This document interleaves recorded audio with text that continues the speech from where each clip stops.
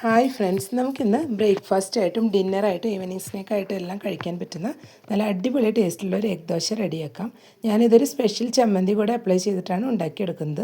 അതുകൊണ്ട് തന്നെ സാധാരണ നമ്മൾ ഉണ്ടാക്കുന്ന എഗ് ദോശയേക്കാളും നല്ല ടേസ്റ്റ് ആയിരിക്കും ഈ ദോശ കഴിക്കാനായിട്ട്. ആദ്യം നമുക്ക് ഇതിലോട്ടുള്ള ചമ്മന്തി ഒന്ന് റെഡിയാക്കി എടുക്കണം. അതിനായിട്ട് മിക്സിയുടെ ജാറിലോട്ട് 5 പിരിയൻ മുളക് കുറച്ച് നേരം ഒന്ന് സോക്ക് ചെയ്ത് വെച്ചതാണ് ചേർത്ത് കൊടുത്തിട്ടുള്ളത്. ഇതിലോട്ട് ഇനി ഒരു സവാള കട്ട് ചെയ്ത് വെച്ചത് ചേർത്ത് കൊടുക്കാം. 7 വെളുത്തുള്ളി ഇല കൂടെ ചേർത്ത് കൊടുക്കുന്നുണ്ട്. ഒരു ചെറിയ പീസ് പുളി ചേർത്ത് കൊടുക്കാം. അധികം വലിയ പീസ് ചേർത്ത് കൊടുക്കേണ്ട, ചെറിയൊരു പീസ് പുളി ചേർത്ത് കൊടുത്താൽ മതിയാവും. ഇനി ഇതിലോട്ട് ആവശ്യത്തിനുള്ള ഉപ്പും കൂടി ചേർത്ത് കൊടുക്കാം. ഇനി ഇതെല്ലാം കൂടെ നന്നായി തന്നെ ഒന്ന് അരച്ചെടുക്കാം. ഇത് നമുക്ക് ദോശയുടെ മുകളിലൊന്ന് അപ്ലൈ ചെയ്ത് കൊടുക്കാനുള്ളതാണ്.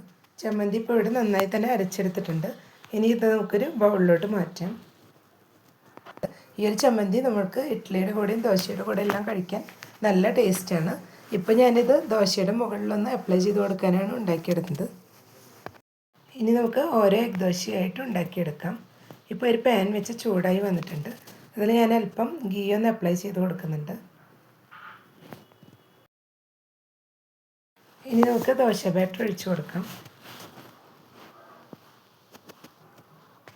നമ്മൾ സാധാരണ ഉണ്ടാക്കുന്ന ദോശയേക്കാളും കുറച്ചൊന്ന് തിക്കായിട്ട് ഉണ്ടാക്കിയെടുക്കണം. എഗ് ദോശ ഉണ്ടാക്കുമ്പോൾ ഓവർ തിന്നായി പോവാതെ ഇതുപോലെ കുറച്ച് തിക്കായിട്ടൊന്ന് പരത്തിയെടുക്കാം. ഇനി ഇതിന് മുകളിൽ അല്പം ഗീ ഒന്ന് അപ്ലൈ ചെയ്ത് കൊടുക്കാം.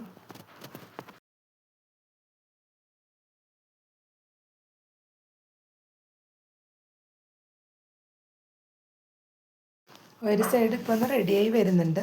ഈ സമയം നമുക്ക് ചമ്മന്തി അരച്ച് വെച്ചത് ഇതിന് മുകളിലൊന്ന് അപ്ലൈ ചെയ്ത് കൊടുക്കാം. ഇതുപോലെ ഈ ചമ്മന്തിയും കൂടെ ഒന്ന് മിക്സ് ചെയ്ത് എഗ് ദോശ ഉണ്ടാക്കിയെടുക്കുമ്പോൾ നമുക്ക് വേറെ കറികളുടെ ഒന്നും ആവശ്യമില്ല.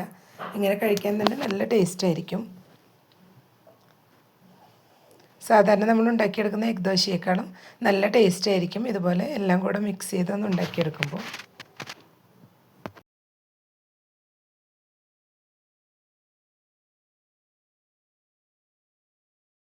ഇനി നമുക്കിതിന് മുകളിലോട്ട് എഗ്ഗും കൂടെ ബീറ്റ് ചെയ്ത് വെച്ചത് ഒഴിച്ചു കൊടുക്കാം. അല്പം ഉപ്പ് ചേർത്തൊന്ന് ബീറ്റ് ചെയ്ത് വെച്ചതാണ് ചേർത്ത് കൊടുത്തിട്ടുള്ളത്. ഇതുപോലെ എല്ലായിടത്തും ഒന്ന് സ്പ്രെഡ് ചെയ്ത് കൊടുത്തിട്ടുണ്ട്.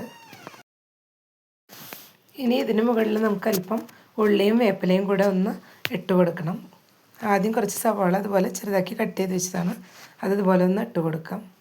കുറച്ച് വേപ്പില കൂടെ ചേർത്ത് കൊടുത്തിട്ടുണ്ട്.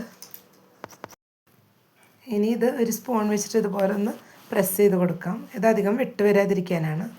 ഇനി ഇതൊന്ന് മറിച്ചിട്ട് കൊടുക്കാം. എന്നിട്ട് ആ സൈഡും കൂടെ ഒന്ന് റെഡിയായി വരുമ്പോൾ നമുക്കിത് പാനിൽ നിന്ന് മാറ്റാം.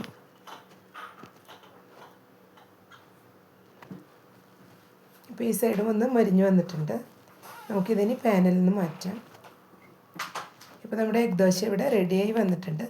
ഇനി ബാലൻസ് ഉള്ളത് ഇതുപോലെ നമുക്ക് ചുട്ടെടുക്കാം.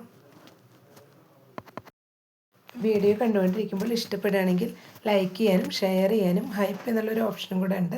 അതൊന്ന് പ്രസ് ചെയ്ത് കൊടുത്ത് സബ്സ്ക്രൈബ് ചെയ്യാത്തവരൊന്ന് സബ്സ്ക്രൈബ് ചെയ്ത് സപ്പോർട്ട് ചെയ്യാനും മറക്കരുത്. കൂടെ തന്നെ ബെല്ലൈക്കൺ ഒന്ന് പ്രസ് ചെയ്ത ശേഷം അതിലുള്ള ഓൾ എന്നുള്ള ഓപ്ഷനും കൂടെ ഒന്ന് എനേബിൾ ചെയ്ത് കൊടുക്കണേ. അപ്പോഴാണ് ഞാനിടുന്ന പുതിയ വീഡിയോസ് എല്ലാം നോട്ടിഫിക്കേഷൻസ് ആയിട്ട് എല്ലാവർക്കും കറക്റ്റായിട്ട് ലഭിക്കുന്നത്. നമുക്ക് കറികളൊന്നും ഉണ്ടാക്കിയെടുക്കാൻ നേരമില്ലാത്ത സമയത്ത് വളരെ പെട്ടെന്ന് നമുക്ക് ഈ എഗ് ദോശ റെഡിയാക്കി എടുക്കാൻ പറ്റും. എഗ്ഗും കൂടെ ചേർത്ത് ഉണ്ടാക്കിയെടുക്കുന്നതുകൊണ്ട് നല്ല ഹെൽത്തി ആയിട്ട് പ്രോട്ടീൻ റിച്ച് ആയിട്ടുള്ള ഒരു ദോശയാണ്. കുട്ടികൾക്കെല്ലാം ദോശ കഴിക്കാൻ ഇഷ്ടമില്ലാത്ത സമയത്ത് ഇതുപോലെ ഒന്ന് റെഡിയാക്കി കൊടുത്തു കഴിഞ്ഞാൽ എന്തായാലും ഇഷ്ടപ്പെടും. ഈ ഒരു എഗ് ദോശ നമുക്ക് ബ്രേക്ക്ഫാസ്റ്റിന് മാത്രമല്ല, കുട്ടികളെല്ലാം സ്കൂൾ വിട്ട് വരുമ്പോൾ ഈവനിങ് സ്നാക്കായിട്ടും അല്ലെങ്കിൽ ഡിന്നറായിട്ടും എല്ലാം കഴിക്കാൻ നല്ല ടേസ്റ്റുമാണ്, ഉണ്ടാക്കിയെടുക്കാനും ഈസിയാണ്. അപ്പോൾ എല്ലാവരും ഈ രീതിയിലൊന്ന് ട്രൈ ചെയ്ത് നോക്കുക.